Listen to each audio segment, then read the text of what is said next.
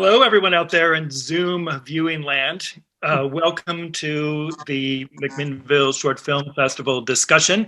You've all seen these beautiful films by now, of course, and we're here to speak with the filmmakers and get into the depth of their hearts about why and what they did to make these beautiful, beautiful films for all of us to view. So I'm Ramsey McPhillips. I'm with Zero Waste McMinnville. We're a sponsor of the film festival, and you're my peeps. I happen to have an environmental studies degree and an art degree, and I have a film festival. Although my film festival is kind of quirky. It's a bunch of people who get together who are drunk and show things on the side of a bar, and the more they drink, the more they like it. You all have, I think, taken quite a bit more effort in your journeys to bring us these beautiful, beautiful films. So I am going to get intense on you a little bit and ask you all the same question. And that question is simply, what is the kernel of obsession, the passion, what it is that made you want to make the film that you made? I know the viewers have looked and seen these films and they probably could articulate, but I want it from you, really, what it is, why you did it. And so Carter Kirilenko with the beautiful film In Your Palm, which is a harrowing tale, obviously, of what's going on in Indonesia with the culture there and the environmental destruction. I mean, what more harrowing sort of analogy of where we are in the world could your film bring forward? So please talk about what it is that made you want to make this film. Yeah, thanks, Ramsey. I think for me, I was actually, I was living in Singapore a couple of years ago, which is right next door to Indonesia, right next door to basically where most of the world's palm oil is grown. And there's a lot of media out there on the environmental impacts of palm oil and deforestation, human rights issues. There quite honestly is a lot out there. What I found was lacking was the story in terms of a human lens. We find all of these statistics showing deforestation rates, showing sort of these mass atrocities that are taking place, but very rarely did I find any films or media, for that sense, actually diving into how this issue is affecting human life on a very fundamental level. And that's really what sparked me to want to go on this journey to try to find how it was impacting communities, because I think it's in an issue as big as palm oil and deforestation, we as filmmakers need to continuously find ways to develop empathy with our viewers and connect on a very human level. So that was really what sparked my interest in just sort of hearing stories of what was going on there through my experience in Singapore. Really just led me to embark on this journey to try to capture the human narrative of palm oil, basically. Right. Well, so many of the films have a harrowing tale. I know that it's in this, the 8 of you, but many of them also show a brighter side that's possible if we all do some action in the environmental causes. So I really, really, really, really love that you've taken that on. It's a huge, huge, huge issue that affects all of us. So Lena, Georgas, your film is such a beautiful act of poetry. I mean, everything about the sound, the editing, those incredible images, ending up with that silhouette. I assume, is that you at the end? It is not me. It is not you. But wow. It is meant to look very much like me. It's a very poignant ending, I thought. It's a beautiful, beautiful film. What kind of experience do you have to bring that forward? It's really incredible. Thank you so much. So when the world sort of shut down at first, I was really surprised at the lack of people and the lack of media coverage, how people were not talking about how pandemics are a result of our broken relationship with nature. And people have been writing about this. David Quammen wrote a book called Spillover, but we continue to sort of encroach on territories of animals, or we mistreat them, or we have wet markets and it stresses them out, and then viruses spread. So I was just shocked at how little people were talking about this, and how sadly I feel that COVID could just be a beginning.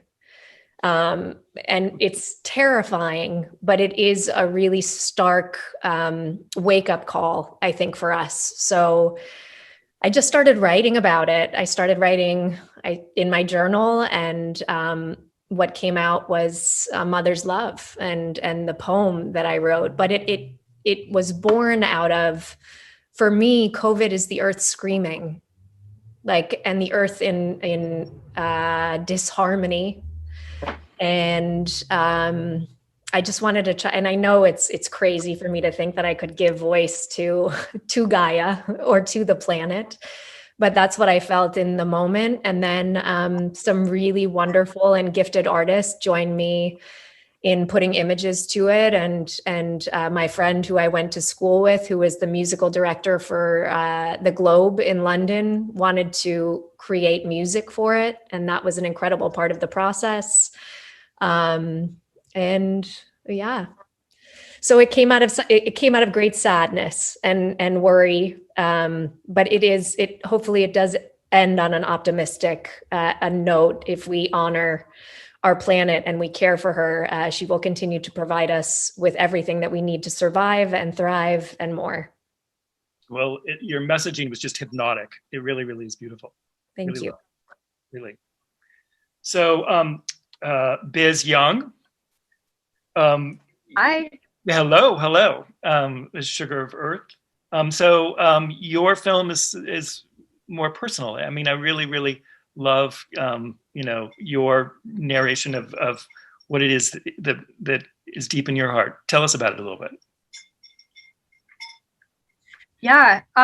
Well, this film was actually kind of practice in a little bit of experimentation, because it was taken at a workshop called the Mountain Workshops. And I had actually met Fred and Debbie, who are the features in the film, for the very first time, and spent 1 week with them and had 1 week to capture whatever their story was. Nobody told me what it was going to be about or what I should focus on. But after meeting Fred and Debbie and learning a little bit more about their lifestyle, I was so deeply connected to kind of the way that they had built this homestead, where they were canning and workshopping and doing so much with their hands. And this film is actually one that I created a few years ago, but coming from, being like fresh out of college and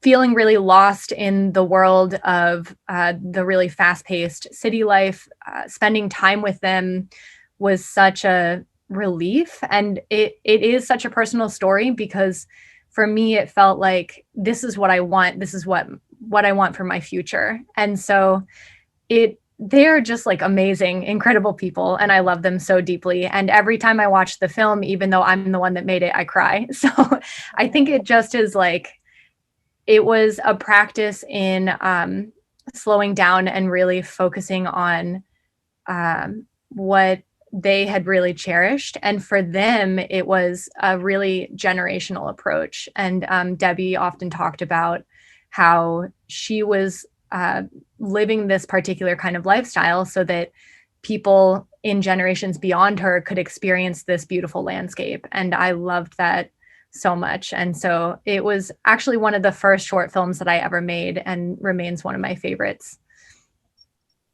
Well, very cool. I live on a farm here. It's been in my family for 160 years. And so that really hit home, thinking of all the generational traditions that we have to supply ourselves with a livelihood and with survival. And these days with COVID, I'm deeply privileged to be able to have this beautiful sanctuary to hide out and take care of myself and share what my family has developed to my friends and family. And so it was really, really cool. Really liked it. Thank you. So Robert Cornellier. Yeah, hello. My terrible aborted French. I'm Okay. prayer for Gaia, also extremely poetic.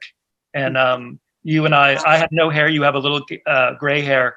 It's really an ode to the coming generation. Tell us why you wanted to message that to those of us or those who are following after us. Well, during this period, which is, I would say, kind of strange because everything is stopped, and it's. I was walking with Jean, the poet, who wrote the text for the film, and we went for a hike. And after a day of walk, we were chatting. Both of us have grandchildren, and we were wondering what we have to expect for the future for the kids. So this is how the project started. I mean, we wanted to write them a love letter for the heart, but also the challenge that they will have to face. So it came. Jean and I were both, I would say, out of work because nothing's going on actually, and so we had time to think about that. During that period, we made actually with Jean I've produced 5 moving poems with Jean on different issues, but this one's probably the most important we did. Well, it's a beautiful work of art. Like I said, it's poetry to be able to follow nature's track with you, and it's sad, but we got to keep fighting, right? So yeah, well, we have to keep fighting, and I think, I mean, my grandchildren love to go in the forest, in the woods, and they love nature very much. Actually, the 2 kids in the film are my grandchildren, and I know that nature they will face in 20 years from now will be different than the one we have, but I wish they will be able to go to the challenge and lift it. Right. Well, that's what I seem to be doing these days. Is far less work on my own, but giving opportunity to the kids, hoping that they can, save us from what's going on, because it's really so much about them, empowering them. Yeah, I think it's important that they get empowered. Yeah. Right. Well, great. So Steve Utaski, the bee farmer. So as I mentioned, I'm a generational farmer. I live in Oregon, not far from where you are. Many, apparently your clients, given the narrative in your film, are taking these beautiful mason beets. I'm going to go buy some from you, rent some this year. I had no idea. I'm so excited. I just pruned my plum, pear, and apple trees a little early this year because I had some time. But they're going to be seeing some mason bees. So that's really cool. Tell us about it. Sure. Yeah. As a filmmaker, I feel like I always have an ear to the ground for a story that I might try to capture or tell. And this is one that literally just fell in my lap. I had just recently purchased a little analog radio for my office. I just have some noise in the background. And the day I bought it and plugged it in, I was just sort of fiddling into a station that I want to listen to. And I stopped on this random station and heard this biologist talking about this program she ran that involved bees and sort of like feeding the food, the food chain of pollinating crops in your backyard that then the farmers and all over the country use. And so I thought, this is an amazing story. I can't believe this actually happens. And then I got to the end of the little interview on the radio, and it turns out she's right in my backyard, Woodinville, Washington. So I thought, well, this is a sign. I gotta look into this. So I Googled her and emailed her that afternoon, and the next morning she responded and said, yeah, I'd love to, meet you and come out. And so within 24 hours, I was in a car driving to a farm down in Oregon and started the production of the film. So I knew nothing about bees. I knew nothing about crops. I knew nothing about farms. This was all new to me. So I was asking a lot of stupid questions as I went. And then the fun part of the process was just because it was a seasonal thing. So I started filming in May, and then we took some time off, and then I, had kind of a waiting for the next phase of the annual cycle of the process to kick in, to get smarter and stop asking so many dumb questions about how pollination worked. and then came back in the fall for the final filming, and that kind of got me the footage I needed to tell the story. So it was a really great learning experience for me, and just a lot of fun. And of course, the people I worked with were super wonderful and friendly, and yeah, it was a great experience all through and through. Well, bees are ubiquitous so much in all of our culture and so much of our lives. I mean, I was allergic to bees as a child, and I got an immunization series where I had to go get a shot every week for 3 years to make sure that I didn't die. My father actually watched a professor in college die in the spring of his freshman year on the lawn when they all went out finally from the snow to a class, and so he was completely possessed, you know, about me not having the same fate. So now when I, as a farmer, I get stung all the time, nothing happens. I literally can stick my hand into a hive, be stung like, 40 times, and it doesn't even get red. It's amazing. And they immunized me, those bees, incredible. And then I just met this amazing man who has done a documentary on bees in the Middle East. And he figured out that bees and beekeepers are the conduit messaging between many of the refugees, that they're so revered that they're passing on information of where to survive, where to go, where to hide. And it's the beekeepers. And not only that, when they message with these beekeepers, they're given wax and honey, which they can live off of for a very long time. It's a small commodity that they can carry and survive in their harrowing situations. So I'm always obsessed with bees. I loved the Bee Story movie, and I bet the audiences, I'm sure out there, you all did as well. It's really, really cool. Yeah, they're fascinating. I definitely became a lifelong fan. Spent a lot of time with them, so it was great.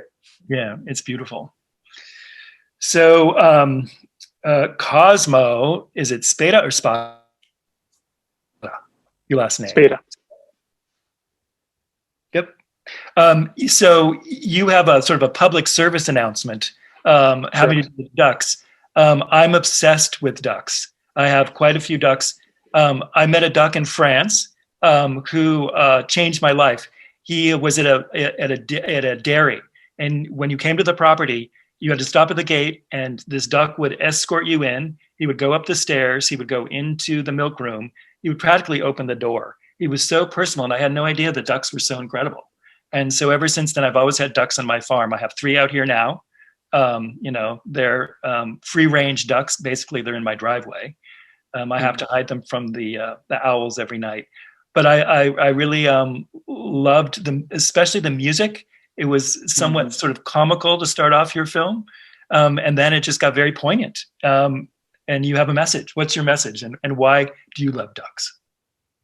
Yeah, so Contactless Delivery is part short film, part PSA, like you said.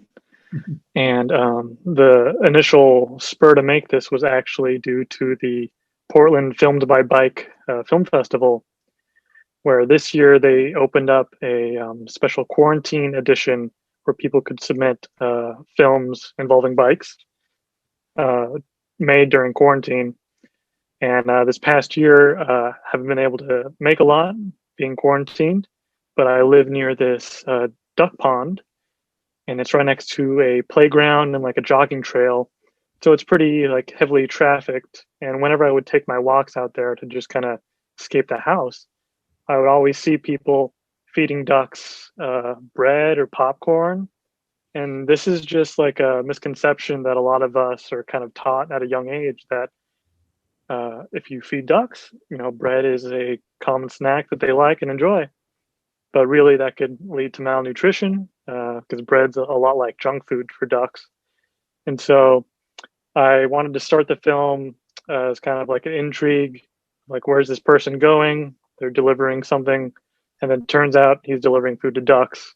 And there's actually a lot more healthier options that you can give to ducks other than just bread.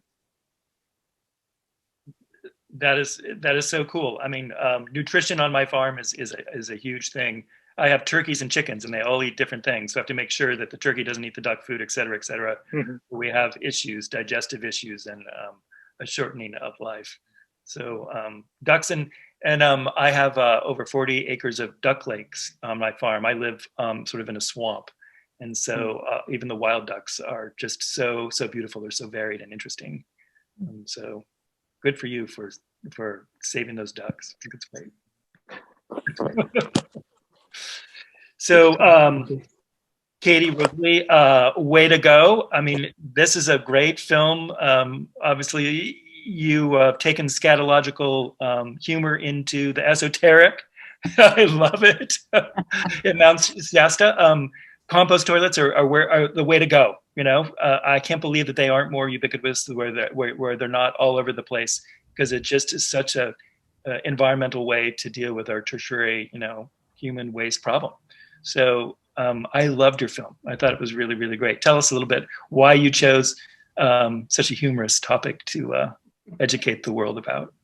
Well, I like to call myself the accidental environmental filmmaker, because the original choice to make a film was I was trying to figure out something to film in Mount Shasta, because I lived in that area for 18 years. And so a friend of mine said, well, there is a composting toilet on Mount Shasta, and it is the highest working composting toilet in the United States. So you should do a story about that. So I just sort of went, what? And then really what I told myself is I slept on it, and I told my friend, if I wake up in the morning with a title for that film, I will do it. And I woke up in the morning and the title that came in was Way to Go. So, and needless to say, yeah, I've had all kinds of interesting responses from friends just about, you made a film about a composting toilet? And I did. And it was actually what it really taught me. Number one, yes, composting toilets are awesome.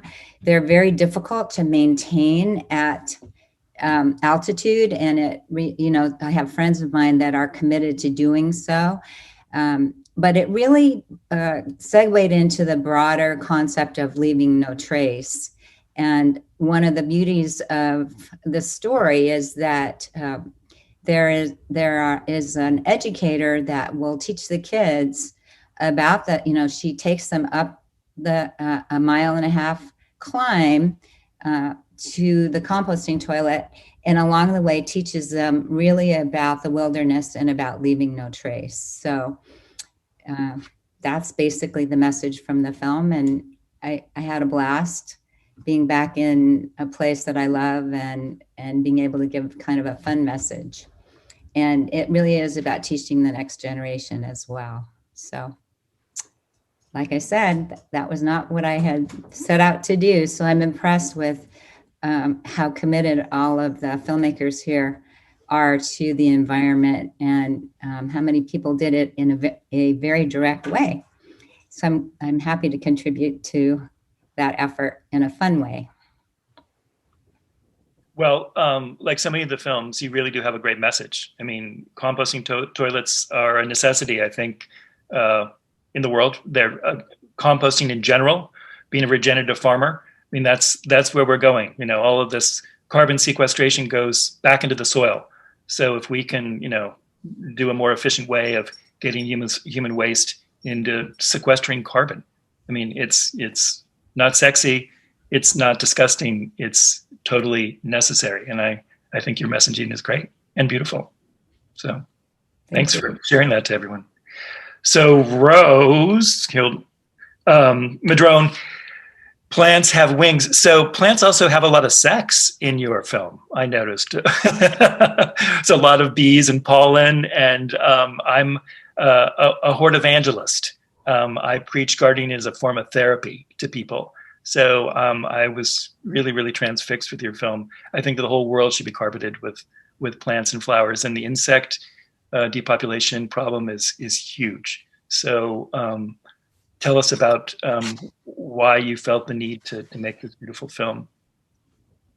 Well, first off, thanks a lot for having our film at this great festival. We were here last year with another one because this is a part of a series.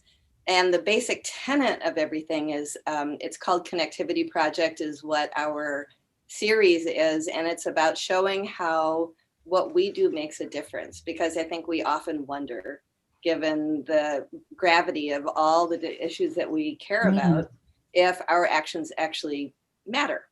And so we have taken this formula of talking about the ripple effects of our actions And then we talk about how interconnected the world is. And thus, when you look at that, you realize that what you do actually does matter. And when I was first formulating the series, I have a background in botany, and pollination is my favorite topic. I've spent a lot of time growing my own food, and the beauty of what flowers are, you know, they're artistic, they're incredible, but really they're strategic. And their whole, you know, like you said, they have sex all the time because every species mission is to reproduce, to be able to like have a family, be able to, you know, keep the earth going. And so pollination is this really beautiful interconnected relationship between the plant and the animal world. And just like with the mason bees, which are a really important contribution to the pollinators, and we often think that honeybees are the most important ones, but they're kind of, they're definitely important, but native pollinators and such are so vital, you know, in the natural process. And so I figured, even when I began this whole series, if people could understand the importance of pollination and actually their role in it, we would have a better understanding about a lot of things in life. And so we followed a really interesting person whose mission is to help the monarch butterflies as a, you know, one of the pollinators that we focus on, and have taken time to really talk about the beauty of flowers and the importance of them, and actually the importance of our actions, realizing that eons, for, you know, millions and millions of years, pollination has been an incredibly successful, just fine process that didn't need us involved at all. And now we find ourselves very involved because it's our choices that help make a difference whether pollination is successful or not. And we talk about it, whether it's the chemicals that are used or the habitat that's taken away, or just even the things that we buy, the food that we eat. And so we weave a way to show how we are actually each a really important part of the pollination process. So we're giving that understanding back that your actions indeed matter. And we have actually created curriculum around our films and do presentations and stuff with them. Because they're shorts, you can use them in a classroom, period. And they're beautiful and deep. And this pollination one in particular is incredibly beautiful. So I'm really, really glad to be part of this, you know, cast of beautiful films at this festival. Yeah, the monarch butterfly is the new sort of adage of the canary in the mine shaft, right? The mines are closing because of global warming, and we're no longer using coal. But the monarch is, you know, what, down to 20%, you know, if that, of what it originally was. So it's just really a signifier that we all have in our culture to watch. I remember as a child here on my farm, sheets of them would arrive when the irrigation would go up late in the summer, because they would come for a drink of water, and they would land on every you know, arm and limb of our body. I haven't seen a monarch on my farm for 20 years. And yet I'm constantly planting milkweed, hoping someday as I turn over the leaf, I'll find a chrysalis. And, you know, there's hope, which is why the question I want to ask, the final question, we don't have much time. I wish this is such a strange format. There should be audiences clapping and laughing and guffawing and wondering, you know, it's all just so stark. You can't even really, we don't really have time for you to ask questions of one another or to engage. So I'll just ask a final simple question. Who in your life, within the vernacular of environmentalism, it could be your aunt, it could be Al Gore, it could be Rachel Carson, it could be someone within the filmmaking that you just processed. Who do you want to give tribute to or mention? Lena, start with you. Is there a person who you really wish to acknowledge in your life that helped you think about this film? Thank you for such a beautiful question. I also feel like all of us as filmmakers lucked out by getting you as a moderator, because you have proven to be so incredibly interesting. I have so many questions for you. Yeah. I'm farmer here. I am a proud board member at the Wild Foundation, which I will definitely put in the chat. And the Wild Foundation is headed by this incredible man, and his name is Vance Martin. He is the president of Wild Foundation. And I met him a few years ago, and he has given me like an incredible platform for my activism. And I think one of the most extraordinary things is that I think a lot of people in the environmental world, they get a little bit siloed. Like, are you focusing on this? Or are you focusing on that? But the reality is that this is a global problem, right? We cannot be siloed from our fellow Earth warriors. We need to be together. And one of Wild's mantras, and the one that sticks with me the most, is protecting through connecting. And he has been such a staunch champion of that by bringing everybody into the fold that he can. There is no ownership of this idea or ownership of this policy. It's how can we rally the troops so that we can get something done. And I find him to be one of the most kind-hearted, inspiring, wonderful human beings I have met. And he also never gets tired, and it freaks me out because maybe he's not human. But Vance Martin is my man and my inspiration. That is so cool. That is so cool. So Carter, 3/4 of the way through your film, you had many of the characters spike the camera. I thought that was so poignant. I just, even though your issue is so big, I can tell when you winnow it down, there's probably an individual in there or someone in your life who urged you to make such a beautiful, important film. Yeah, I mean, to be honest, I've a long list, and I'm sad that I can't read them all off. But first, I just want to say that every day making this film, I was inspired by the team of volunteers, the fire prevention team, that basically just volunteers their time every single day and tries to basically educate the community on the issue of peatland fires. And a lot of the times they're risking their health and their safety to go provide support to their community. And just sort of hearing their story, it's something that I'm extremely inspired by. Another person that really has inspired me is Farwiza Farhan. She is the chairperson of an organization called Haka, who works to protect a very diverse rainforest in Indonesia called the Lusur ecosystem. And I was blessed to have the opportunity to interview her, and she made a small appearance in the film. And she just has a beautiful perspective on the importance of empathy as a precursor to conservation and environmentalism. She has just very, very well spoken and has done an incredible job to protect some of the last remaining forests that are remaining in Indonesia. And she really does it through a community-driven, individual-focused lens. And she really looks at trying to sort of uplift her surrounding community and find ways in which we can look to our neighbors to actually make a difference and actually impact our environment on a wider scale. So once again, the list is long, but Farwiza Farhan has definitely been an inspiration to me. Cool. Biz Young, who is standing next to you, behind you, over you? I feel a lot like Carter, where my list is so long that it's hard to narrow down. But the film that I made about Fred and Debbie for sure is a love letter to them.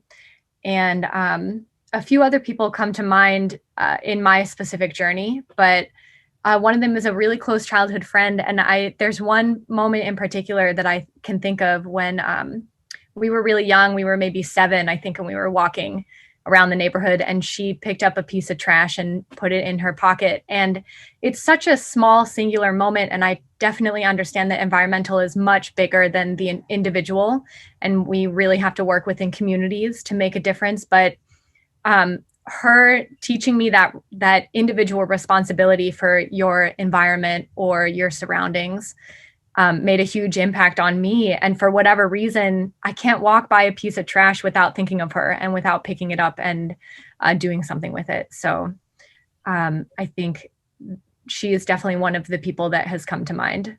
Well, that pinpoints it. You know, there are those little moments in life where you just think it's so simple, and yet you're just poignant. It really is. Rose, my person always goes back to a bunch of old ladies who taught me how to garden when I was a little boy. They changed my lives, and gardening is, you know, such a beautiful, beautiful art form, vocation, avocation. Obviously, you're a fellow gardener. Who in your life has, you know, really inspired you to make such a beautiful film?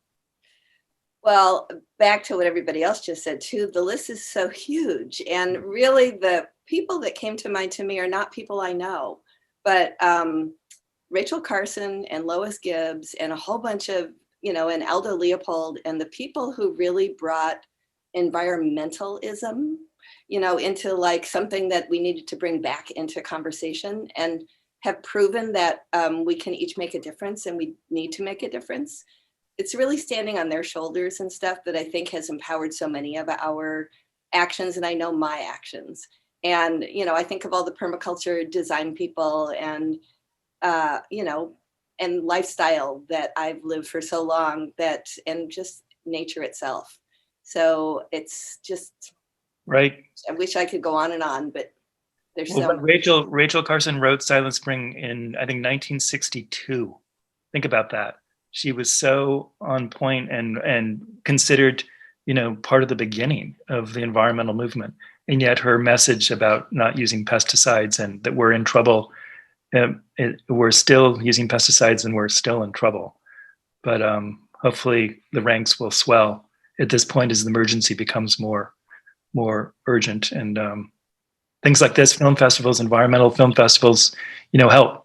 They really help. It's, you know, it may seem like it's just picking up a bag of trash, you know, a piece of litter, like Biz said, but it's huge when you aggregate it. So, Robert, why, is there someone who urged you to make such a beautiful poetic film for your grandchildren? Well, over the years, I've met quite a number of people who were involved in environmental issues around the world, but there's one person in particular that's inspired me very much. Her name is Ricky Ott. She was involved with the Exxon Valdez oil spill. I made a film 12 years ago. It's called Black Wave, Legacy of the Exxon Valdez. Ricky was the main character of the film. And she inspired me very, very much with her involvement and the way she fought the oil companies. So I think that's Ricky is always back in my mind. Right. That is so cool. So cool. So Cosmo, is there a duck in your life that has inspired you? Obviously, I've admitted that I have a deep relationship with a duck. So probably someone else in your life has made you make such a quirky, weird, and in the end, so, you know, necessary public service announcement. Well, the person who I'm in a relationship with, my girlfriend, she's an artist and illustrator, and we inspire each other to create more. But she was the one who actually drew the poster designs. Oh, nice. That you see at the end of the film. Right. And she's the one who I go and visit these ducks with. We try and go once a month to take a walk to visit the ducks. And we enjoy going on walks where we have these trash grabbers. We pick up litter along the way. And so she's very much taught me how to see the world and respect it, while also giving me inspiration to create stuff. Oh, that's really sweet. That is really sweet. And I think that poster should be at every pond in America. Yeah. Well, we attempted to hang one up near the park, but we think a ranger took it down because we didn't have any clearance. Oh, you just go put it back up. Yeah. Right? Don't Right. let that stop you. Right? All right. Steve. Yeah, no, that's an easy one for me. Both my daughters, we were always had a lot of conversations around the dinner table as a family about environmental issues, and luckily their school curriculums integrated a huge environmental component as well. And much to my surprise and delight, they're both college students now studying, guess what, environmental studies. So hopefully it gives me, yeah. And one of them not too far down the road from you, Ramsey, one's a junior at Lewis and Clark in Portland. And the other one will be an incoming freshman at Occidental in Los Angeles next fall as an environmental studies major. So yay, future. We've got things to look forward to. That is so cool. I grew up on the literally the border of Lewis and Clark College, down the hill. So sure. I was sneaking on there and jumping into their pool in the summers. I know. Yeah. Cool. That is really cool. So Katie, you and this crazy film about composting toilets. I think it was the film that I watched the most. I thought it was really fun. Who you seem like the lark in this group. I really there's such humor in your messaging, and I just thought it was really great. So is there someone in your life who's given you that beautiful sense of humor? Well, actually, I was just thinking of how I kind of was inspired as a kid, and this shows my age really, by Rachel Carson and Silent Spring. I mean, I just remember it was like so impactful, and it started me on this process of wanting to eat food without pesticides. And you know, the pesticide issue is not directly involved in the film that I made, but I'm struck just by, you know, instead of as Lena mentioned, you know, it's all interconnected. Taking care of human waste, you know, raising food without pesticides, protecting our environment, all of that is interconnected. So I had to think of Rachel Carson just as the inspiration in my youth. And I always like to laugh. So the film was fun to make, but it wasn't, like I said, it was accidentally an environmental film. Well, I really loved it. So I guess this wraps up our discussion. I wish we could go on and on and on, but and I wish we all could be together so that we could go have a drink right now. But I hope you all go off, and if that's something in your life, I'm sure the audience has really enjoyed. I know they've most surely loved your films, and I certainly did. And I really appreciate the work you're doing to try to make the world not, you know, fall apart. You're really in there with all of us. So that, I think, concludes our discussion, and I wish you all well, and please keep up the good work, make another film, and Cosmo, get those posters out. All right, man. Will do. Bye, everyone. Bye. Thank